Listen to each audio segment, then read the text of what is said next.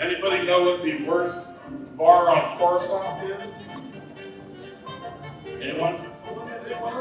The worst bar on Coruscant. Oh, the Ash bar. Oh! Whoa! We're gonna try and people away before we start the show. That's the whole point. I'm kidding. I'm kidding. So I'm gonna tell you a little story though. It's one of my favorite stories about Obi-Wan and Luke. So everybody here know, maybe you don't know, but Obi-Wan was a huge fan of Chinese food. Yes. In fact, he used to take Luke with him to everywhere he went, right? You know, he's just Padawan, he's got to follow along. And Luke struggled every single time trying to eat Chinese food with those chopsticks. So finally, Luke, just messing it up, dropping stuff all over the place. Obi-Wan got fed up and said, "Use the forks, Luke."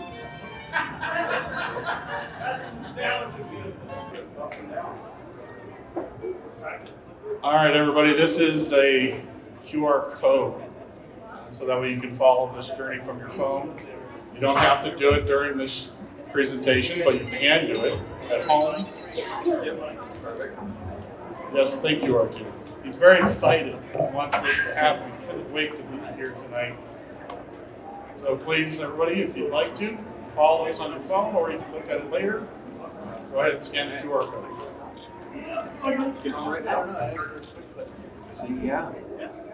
So in this, what we're going to be doing is we're going to watch the short film, which is R2's Return. And this is a story that kind of takes place between the Empire Strikes Back and Return of the Jedi, where Luke sends R2 out to find some components to help build his to help build his lightsaber. So we're also going to be introducing the filmmakers and their roles. We're going to be going through the pre-process with the 3D printing, props, the puppetery, the cosplay, the script, the storyboards, and the show animatic. Then we're going to show the post-process, which is the visual effects and break down the tools to shape the film. Then we're going to show you this short film once again. Because after you've gotten to see it once, and you want to be able to visualize what they had to. They're going to show it to you again, so that way you can understand what they had to go through. Now you've heard the story, you've heard the steps, you've heard the tribulations of all what they had to go through to make this. Yeah, you get a better perspective of what these guys did in production and post-production, and you're going to recognize kind of the shots that we created. So it's going to give a great perspective on film. So that way you can kind of get an idea of what it took to create it. All right, guys, R2's Return.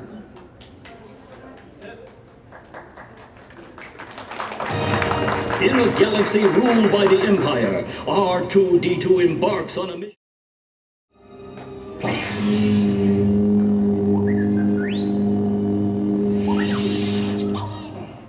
They'll let anyone be a Jedi these days.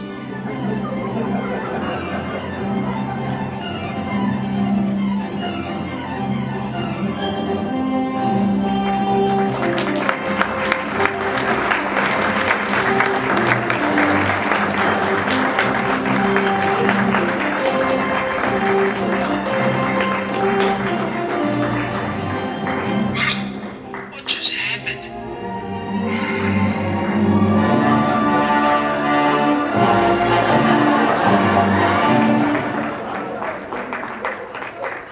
Good job, guys. Great job. Thank you very much. As you can tell, we're going to make a part 2 and a part 3. I haven't told these guys yet because I haven't asked them yet. But let's introduce our filmmakers. Rob, go right ahead. All right, so first up we got Ralph Lopez here. I'm the producer. It's my job to assemble the team together. So Ralph is a video producer for Banner Health. He's bringing over 20 years of expertise in commercial advertising and Star Wars fan films. All right, and then we got Michael Ribeck. Content producer. specializing in internal communications and Cigna Insurance. He's also the maker of the, well, not this one. Not this one here. We got our Sorry. stunt double today. And actually, so this is Mike's directorial debut on a film. Yeah, big hand for Mike. No, I'll go over it. I'll go over it now. So we got Emmy award-winning video producer Ron Bruce right here in the house. Everyone give him a hand. Next we got Tomahawk's Gabriel Naylor. He's one of the best VisFX producers in town. Next we have Tommy Cannon. Give him a hand, everybody. Tommy was our puppeteer during this whole process. He's one of the main guys at the Arizona Puppet Theater in town. He's an amazing talent. Give him a hand one more time, please. And our 3D artist, AlHakeem, he is an amazing person. He is a very talented. I've been working with him for 25 years now. And anytime I come up with some kind of crazy concept, he's willing to do it. So thank you, Adam. Got one thing, what Adam's really good at. Eating sandwiches? Eating sandwiches. He loves sandwiches. I like a sandwich too. Last is Rory Gonzalez. He's our compositor. He couldn't be here today, but give him a hand. He did all the compositing.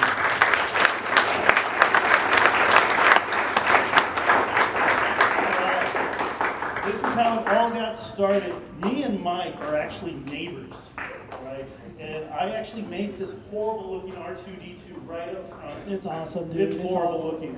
I made it out of a bunch of Goodwill parts, right? And he came over and he said, dude, I'm gonna 3D print an R2.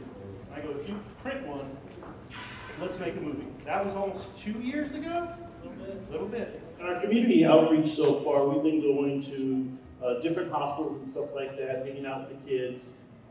We've been to Samurai Comics a few times, promoting literacy, and we're going to be at the Arizona Great Puppet Theater for Puppet Slam, just trying to do things that, you know, hang out with people and stuff like that, and just, you know, support the community. 3D build. Yeah, this is a 3D print. It was a 14-month labor of love. It was a lot of work. But I had a great printer, and I had a lot of great community support to do the 3D printing. We also did some 3D printing of some of our props and some of the molds that we use, and we'll go over that a little bit later for the puppet part. Astromech.net is the kind of the mother source of all things Astromechs, all of them. But Mr. Badley's Printed Droid group on Facebook is where I got everything I needed from this. Support from printing to electronics to control systems, everything. I got a Bamboo Lab printer, which is a workhorse, amazing printer, made this so much easier. And lots of glue, lots of nuts and bolts, lots of, got the hot staples in there to reinforce the glue. And then you get into what's basically auto body work when it comes to priming, filling, sanding, the whole works. A lot of painting. I would be driving by his house and he's outside spray painting things. What you got today? What you doing today? Yeah, so 14 months later, and we got him going, and then the story just blew up from there. We started coming up with ideas and all of that. I think there's one question everybody would like to know, Mike. Can R2 wash the dishes and take out the trash? Am I right? That's what you really want an R2 unit for. All right. The answer is yes. It is yes, but he won't do it. He's kind of a diva. He's very a diva. That's very droidist for you to say. Over here I got a couple pictures of the various stages that I went through. You can see some of the filler up at the top of the dome. Then you get into some of the primer steps. You do a lot of sanding, a lot of re-primer. Then you get into paint, and then more paint, and on and on and on. Rinse and repeat throughout the whole steps. And all the instructions and everything were provided by that Mr. Badley's group there. And then you get into the fun, this nightmare here, which Looks like was spaghetti to me. a lot of fun in its own right. Arduino system runs off of Xbox 360 controller, which is just so fun and easy. And then, yeah, off we go over here. This is me and him. We were doing a photo shoot. We're going to also do a small project, side project called R2 and the Man. So Mike, as somebody who looks at that and goes, it looks very intimidating to build a droid. Can you talk a little bit about your experience before you started it? Were you an electrician? Were you a droid expert? Absolutely not a droid expert. I did have some 3D printing experience prior with a little bit cheaper machine that drove me crazy, and I ended up throwing that one away. But when I got into getting into this project, I got the Bamboo Lab one, and then we found this community, and they literally, you have people who've made, you know, top level movie quality stuff down to people that have never touched any of this stuff. So you really can come in with any level of experience and just go through the pages, read, ask questions. Everybody's super helpful on that. I mean, it is a big project. It took 14 months for this one. You know, and I'm not even done. I still have more stuff I can put in there. But yeah, it's honestly, anybody, if you got a little time in the creative process, you can learn it. Labor of love. Yeah. So simple, even a mod could make it. Yes. All right, so the next is the FURAC, the monster build. What we're going to be talking about is the puppet mold, kind of the process behind that whole thing, 3D and AI design that we ended up coming up with, and muddy it up. Basically, how to paint things to hide stuff, right? Because it does a great job, and then kind of where to find everything. So a lot of this was inspired. Me and Tommy are big, Jim Henson fans, and a lot of it's inspired from their types of creations. And originally we wanted to make the FURAC as a kind of a cloth puppet. That was the direction we were going to go into, but then we realized it didn't have enough depth in the skin, so we had to kind of have foam within it. The concept drawing came out to be this right here in the center, and then we put it through an AI generator and said, give us a monster / Muppet. And that's what it came up with. And we just loved the design, and so we pushed in that direction. Next right here is the maquette. So what a maquette is basically a small version of what the end sculpture is going to be. I can sculpt, but I can't do it as great as a 3D printer. So we end up kind of moving in that direction. But this allowed us to kind of understand what the final build was going to look like. Notice this one doesn't have any arms. Yes, so we were originally going to have almost like a bird-like type creature, but we couldn't get any kind of expression just with the face. So we're like, hey, let's put arms in it so at least we can get some kind of movement, and you can see that in the dancing. Some of this is some of the material that we got from SAS right down the street. They paid like maybe $200 or $300 in fur.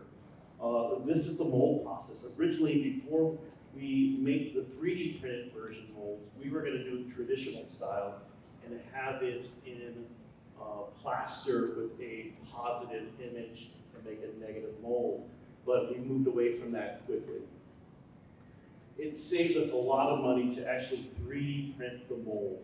So we just did an inversion, you can see it right here at the end, of the actual sculpture itself. I took a class over here at Reynolds Advanced Materials, and what that is, it's a prop shop that has all the materials to build all of these really cool costumes. It's in Scottsdale.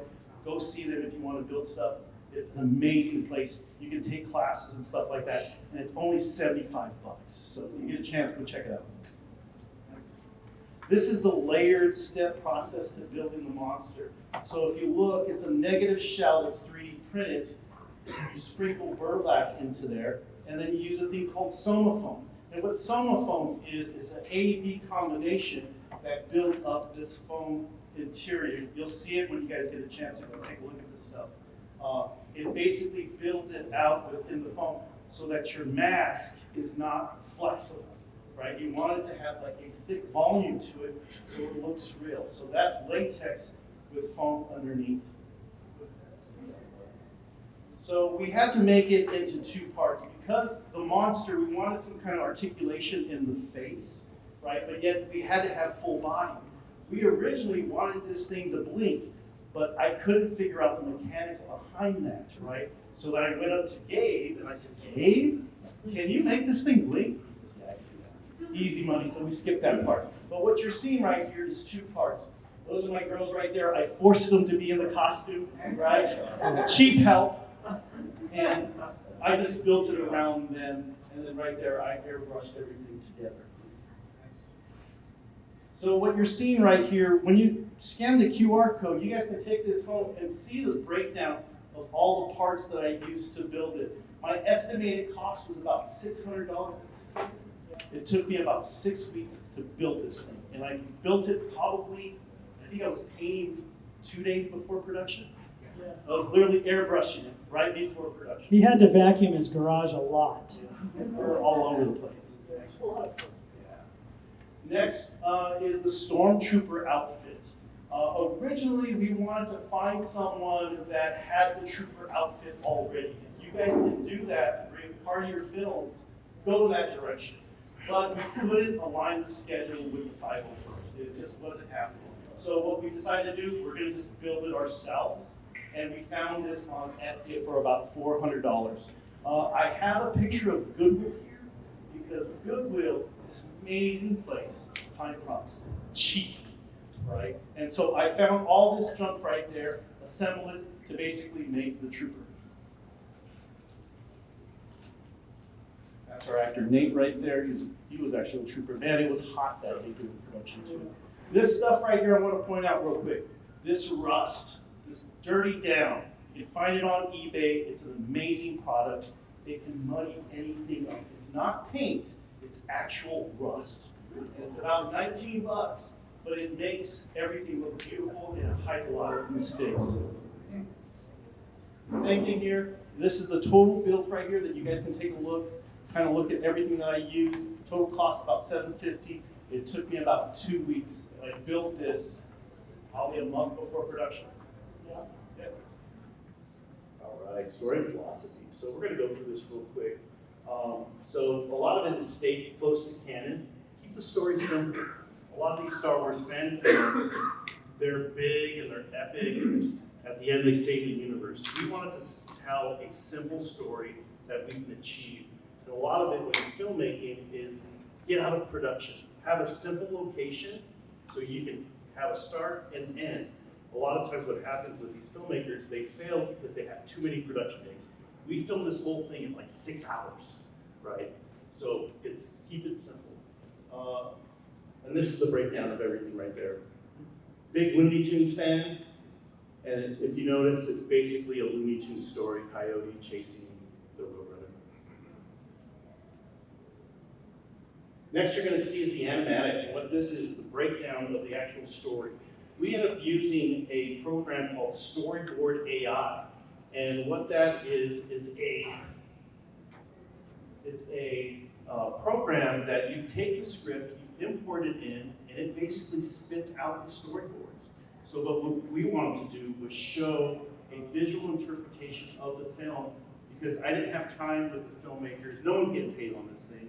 So I didn't have time to rehearse or anything. A lot of this stuff is we're making it up right then and there. So all they really have to go off of is the visual animatic. So when the VisFX guys are doing their stuff, they're kind of just looking at the script and saying, oh, okay, I understand what he's trying to get at. And then we move in that direction. So go ahead and play.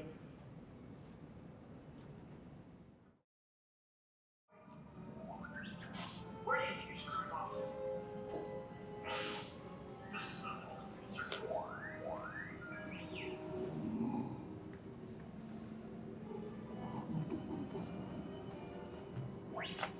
Hold still. It's actually funny because you did want to knock him over for this scene. I did. And I was like, that ain't happening. I wanted to knock him over. And that's when we actually evolved it into the stunt shot. You know, because of that. That was one of those things where we said, no, that's not practical for us. That certainly looks different. The monster too. So at the end, the monster was actually going to eat the trooper. But I talked to Adam about it. Adam was, the time I actually have to do this, and the nothing that you're paying me, I can't do that. So we're like, okay, we're gonna turn him into a Jedi. And a force push was a better visual approach. Yeah, that made perfect sense for us. And next we have Ron, right? Ron Bruce right here with production. But we had one day with his crew. I wasn't going to try to take advantage and say, hey, can I have 4 days to shoot this thing? I go, can you do it within 8 hours, right? And what we ended up doing is, you go to the next slide. Picking a location near my house. We would have loved to drive out to Yuma, bring everybody out, but there was no way we could afford to do that. So it's like, hey, we got some desert stuff around South Mountain, let's just do it there. All right, next. Production day 1, Mr. Ron. So after seeing the animatic, that's all he's going off of. Right. Ron, what's your philosophy behind approaching production? So when we start, we have a phone call with Ralph, and we're going through the animatic, and he's kind of talking to us about specific shots and what he wants to accomplish.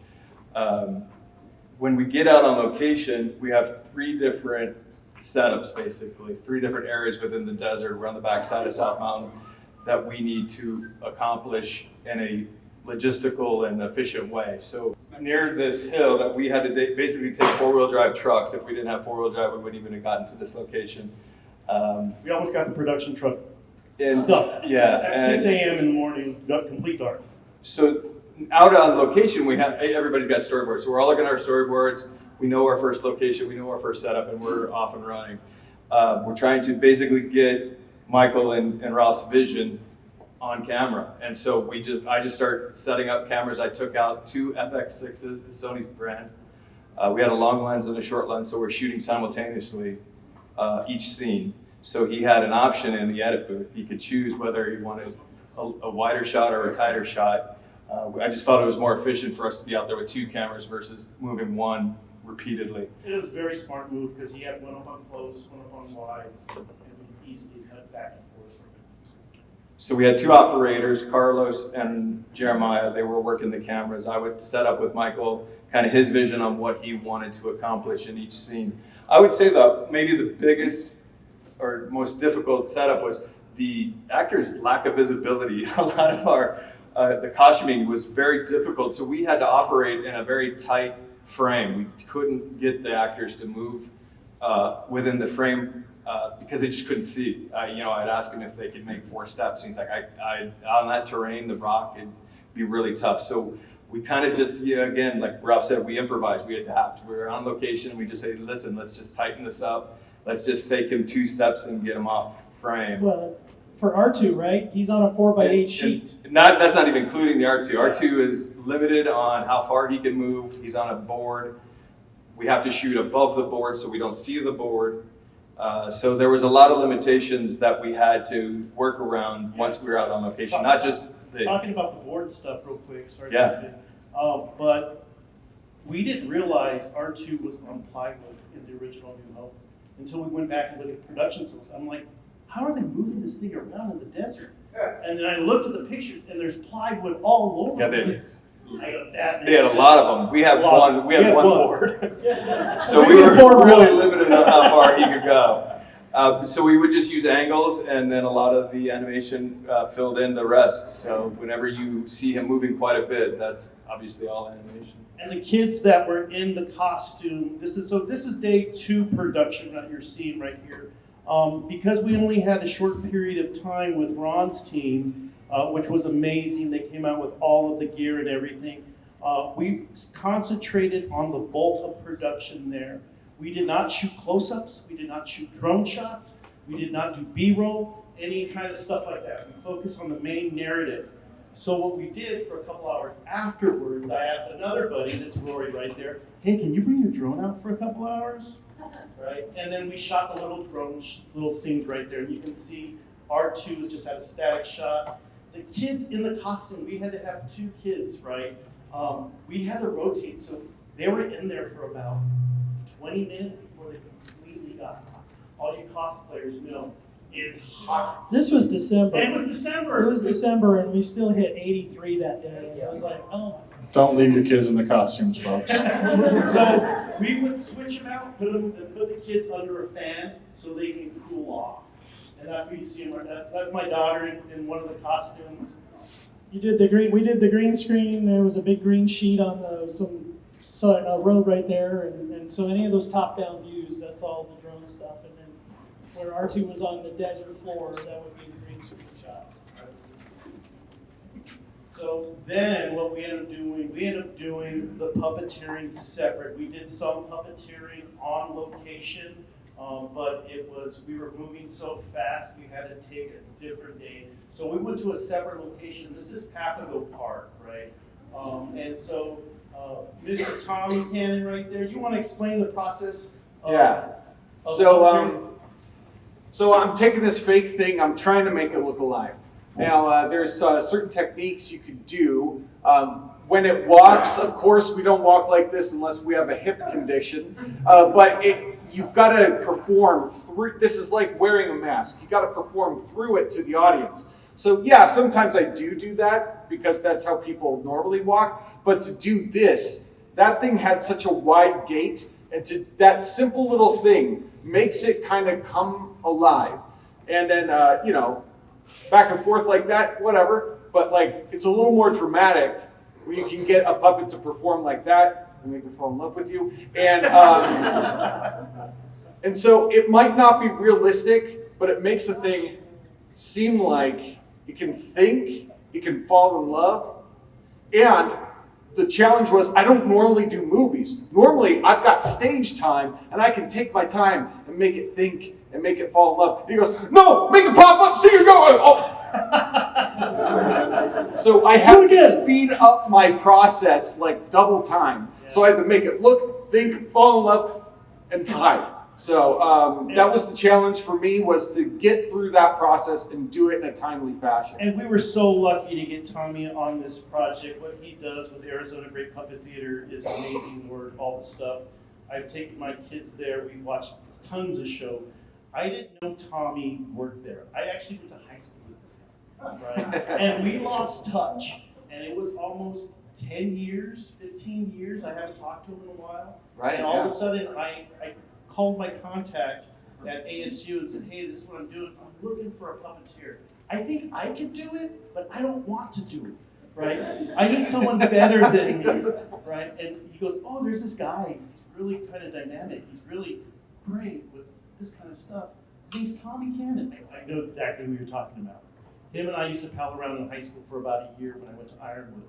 And we became real close friends, and then I moved away and I lost touch. But I was lucky to get you back on this stuff. We plan on doing a few more projects together, so thank you, Mr. Tom. All right, IHS forever. Can I see this song Fall in Love with Me? Oh, yeah, the puppet could fall in love with you. But yeah, I mean, Ironwood, now it's called Ironweed. That's what the kids are calling it these days now. Yeah. All right, next one we got next. Barf. All right, so now we're in the vis effects side of things, guys. So we're going to talk about the editing process, the creative challenges, and the achievements. Visual style development. So Adam and Gabe are looking at the animatic and trying to interpret what we're trying to create. At the same time, I try not to micromanage. I let them have as much freedom. I'm not paying them. So you can do whatever you want, as long as it looks good. That's kind of my philosophy behind everything. As long as it looks good, I'm okay with that. This is Adam's stuff. So Mr. Adam, so I go, hey, I want a womp rat. He's like, what the heck's a womp rat? I go, I don't think anybody knows. So then he did all this research. Adam, you want to take it over? Yeah, sure. When Ralph approached me to kind of animate and build the womp rat, I really didn't know what womp rat looked like, aside from what they kind of mentioned in New Hope. That It was just one mention right there. It was just a one-liner, yeah. And when I looked online, I saw that there's a lot of references, and they kind of built off what a womp rat is in video games. But I really wanted something to be like in canon to the original trilogy, and came across the Wildlife of Star Wars book and saw that, hey, there's an illustration, and I really liked the design of it. It looked like a funny, like badger rat looking thing, and I realized, this looks a lot like my cat and dog, so let's go with that. There you go. I have an aunt that looks similar to that. So this is the composite that we shot with motion control. Gabe took it over and created this. Yeah, who's into visual effects here? Anybody? Green screens or particles, that kind of stuff? Well, you hear the term a lot, we'll fix it in post. But when you're post, it all comes down to It's not a great term for him. But yeah, I mean, it's really great to be able to assemble all the pieces together and have it come out as a cohesive whole. And I think, through everyone's efforts, animation, I mean, the green screen and the performances, it's magic to see it all come together, and glad to be a part of it. Here, we have, as far as the model goes, it's a toy. I believe it's green, is that right? On a green screen? Yeah. Is that right? It was green on a green screen, which That's is right. my fault, yes. No, that's all right. The original Star Wars shot on blue. We didn't start using green until digital, and we don't really need it now. So shoot your stuff on blue. You'll love it, I promise. But, a lot of different layers here just built up, and we were able to stabilize the ship to be able to preserve some of that motion and add some extra little details like the engines and things like that. Came out really nice. The blinking. So, we talked about different methods, but I had done something similar with an old kind of vampire werewolf movie. But essentially, you paint the eyes just by kind of matching the colors that you see, a little bit of airbrushing, if you will, and then actually copied the crease that's in his eyebrow down to make the little eyelid. And then animate, track, and do all that stuff to make it actually do a blink, but it happens really quick. All of these are, 5-7 frames long, something like that, just enough to give it a little bit of life. And I think with that, it adds so much characterization and it brings it to life. It was the next level. Yeah, for sure. It brought it to the next level. The last shot was, how was I describing intense eyes? Oh, yeah. Intense. Give me intense eyes. I'm like, Ralph, what is intense eyes? And I guess that's intense eyes right there. So Just a little bit of anger, curling up on the eyebrow. I didn't want to take over too much of the puppet, although, we can always collaborate more in the future, but just enough to make it feel alive and give it some character. Yeah, great job. Neck holes. Neck holes. I didn't think I'd be saying that out loud. Neck holes. So we talked about the low visibility, and when it came to that, we ended up using kind of a area in the chest to be able to see out of, and Ralph didn't like that. So one of the techniques that was used, and I like using a lot of 2D techniques where possible, because it is faster if you get it working, is to just literally cut a hole where the hole already is, and then slide the same footage over.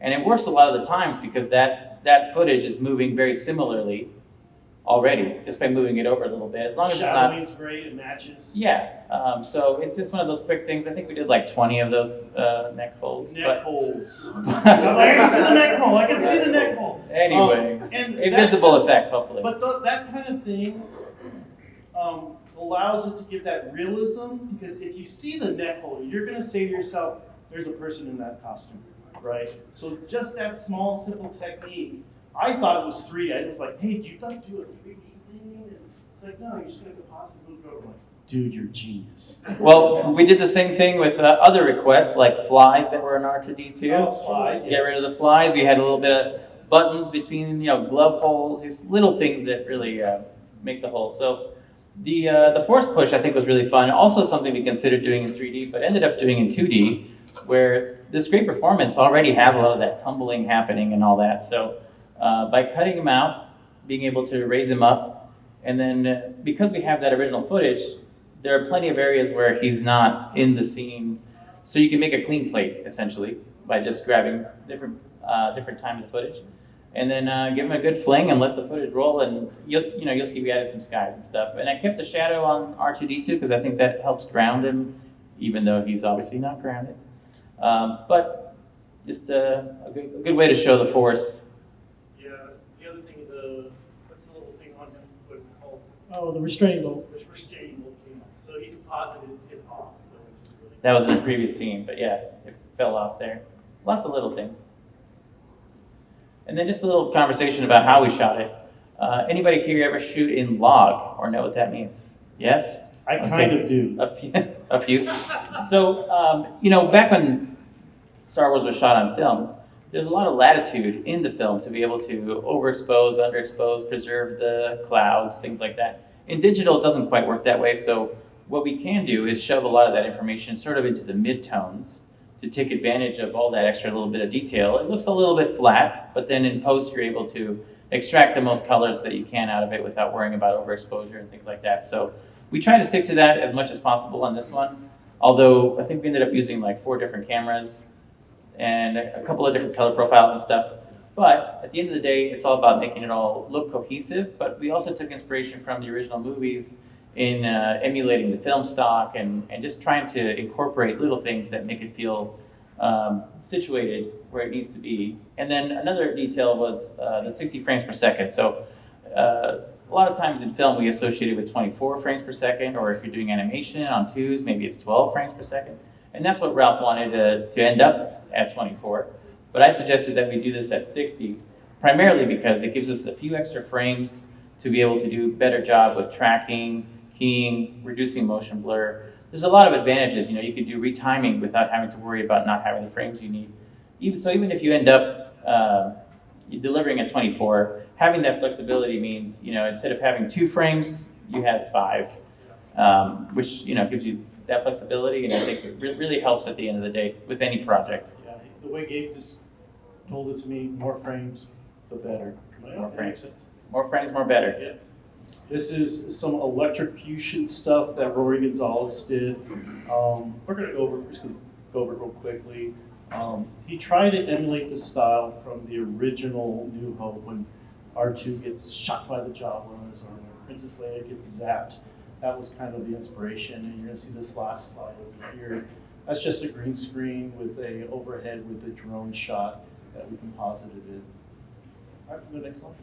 This is some 3D stuff, right? This is where Mr. Adam came in because we had to shoot, like Ron explained earlier, we had to shoot it at a certain angle. We couldn't really show all of R2 rolling through stuff. So guess what we wanted to do? Show it. So we went to Adam and we talked about producing that kind of stuff. Adam, you want to talk about it a little bit? Yeah, I actually didn't quite understand why we didn't get this shot in live action until today when we were saying, oh yeah, it didn't roll over rocks and stuff. I was like, really? It doesn't roll over anything. Honestly, I knew you guys filmed this very quickly, so I just thought, oh, we just ran out of time. And so we had to fill in for some of the shots that were just never filmed. So I was happy to do it. It was great. This is a very interesting shot because, yeah, this is the crash landing. Mike was really cool enough to let us film out in the middle of the desert, but not cool enough to let us launch him in the sky. Crash. It wasn't me, it was R2. Such a He didn't diva. want to do it. I'm glad we didn't because he's great for promotions.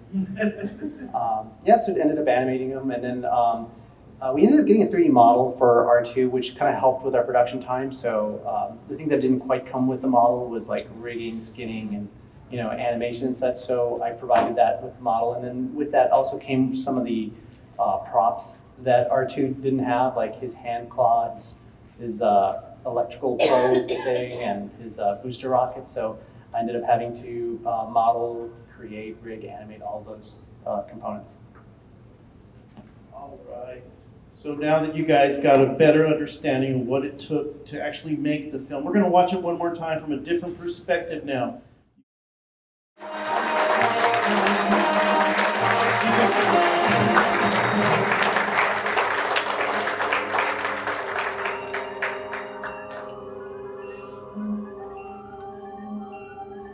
We were really excited to use this scene right here.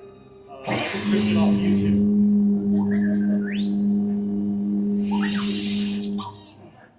They'll let anyone be a Jedi these days. So true, so true.